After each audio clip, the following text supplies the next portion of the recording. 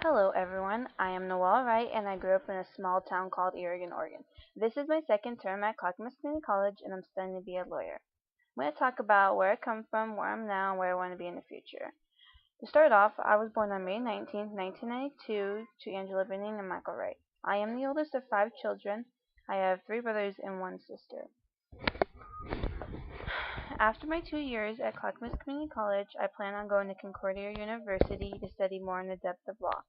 Then, when I graduate from Concordia, I plan to go to Columbia University because it's ranked number 4 of the best law schools in the nation. I did choose Columbia not just because of the ranking, but because of the location as well. It's located in New York City, and I've always wanted to live there. I've always wanted to be a lawyer because I love to prove someone's innocent or guilty of the crime that they might have committed, and I also love to argue. Who doesn't love to argue? Now that I've told you a little bit about myself, I hope you get a better understanding of where I come from.